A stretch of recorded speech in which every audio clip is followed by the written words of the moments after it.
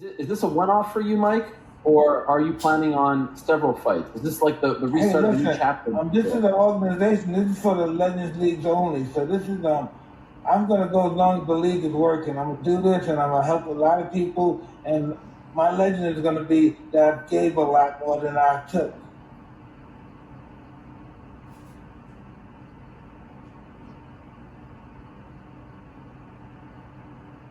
Sorry about that, Roy. What about you? Is this a one and done, or do you plan on continuing to go after this fight?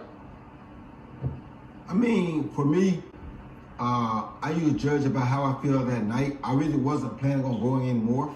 I thought I was done. But when you get a call from Mike Tyson's team say, hey, Mike want to fight you, that's bucket list material. You feel me? I mean, you can't turn. That's something that, everywhere I go in life, the first thing a young kid would ask me, hey, have you ever fought Mike Tyson? And I don't know why they used to always ask me that, but they say, their kids' first question is, have you ever fought Mike Tyson?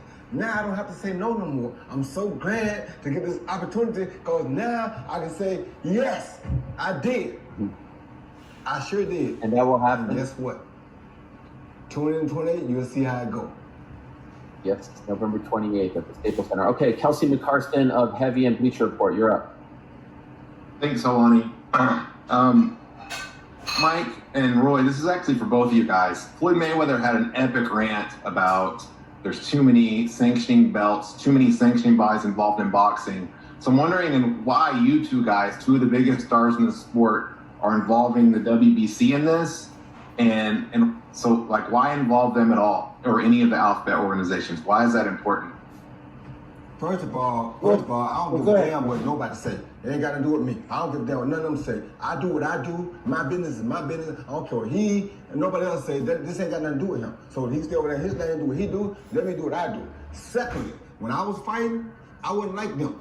I wouldn't have got every belt possible that I could get in my weight class at the time. And Mike did the same thing. We come from the old school. We're not talking about we'll take this with. No. We want every belt you got. I don't care what kind of belt it is. It could be the Joe Patty Seafood belt. I want that. I don't care what it was. If you had a belt in my weight class in my prime, I wanted that. So right now, you think you want to see me perform, you put a belt on the line. I'm sorry, but it's like drugs. I just can't say no. You offer me a title, you got me, baby. We got to do it now. So it don't mean nothing to people like him, maybe, but it meant the world to me. And he said it all. It's like drugs. All right, next up, Stephen Jorgensen of Sport Build. Stephen, you're up. Yeah, thank you very much.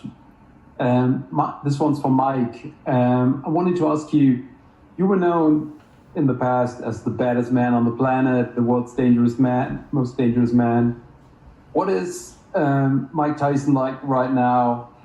Are you approaching that old self, that old Mike Tyson from the past? Well, no. Mike Tyson is preparing to meet God eventually. But before he do, he has things that he wants to accomplish. And this exhibition is one of them.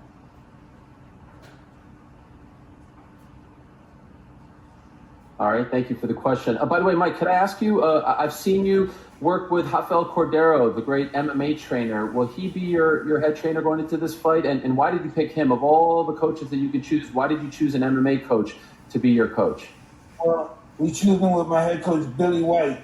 But he's a great trainer, and I'm so happy to have him in my corner. The energy that he possesses, it's such a winning idea to have him. Because he's all about winning. He's a great man. I love him so dearly. I have a great team of like family members' energy. It's the family energy. We ready to go to war. All right, next up, Aid of BBC. Aid, you're up. Hi, Mike. When you walked away from boxing 15 years ago, you said it was because physically you couldn't perform at the level that you wanted anymore. How physical have your sparring sessions been, and what gives you the confidence that your body will respond the way you want it to respond on fight? Well, I'm the only boss. If you don't kick my ass, you're fired. So that's how the sparring's going.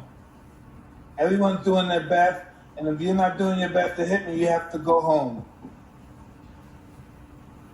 That's what sparring is. That's what fighting is all about. If I'm paying a guy to kick my ass. If he doesn't kick my ass, he has to go. He's fired. All right, up next, Neil Barker of the AP. Neil, you're up. Hello, gents. Nice to see you. Greetings from London. I just wondered, have the health implications of this fight crossed either of your minds? Obviously, there's lots of critics out there saying you guys shouldn't even be doing this. What precautions are you taking? How do you feel about it just weeks out now from this showdown? Me and Roy Jones superseded the physical test on all the programs they gave us. So what did that tell you?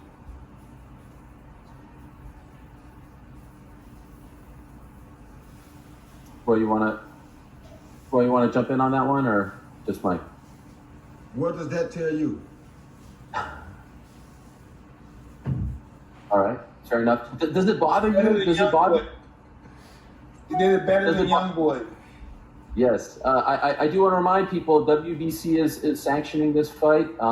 Ray Corona is the referee. Yes, it is the 2-minute rounds, but no headgear, 12-ounce gloves to both men and to the WBC. It is considered a real fight, not a fake fight or something of that nature. Does it bother you, Mike, that people are implying that you guys will just do a friendly sparring match, that you're not going to go full steam ahead? Does that annoy you? Well, no one I know think that. No one that supports me believes that. I don't believe they could even fight for that.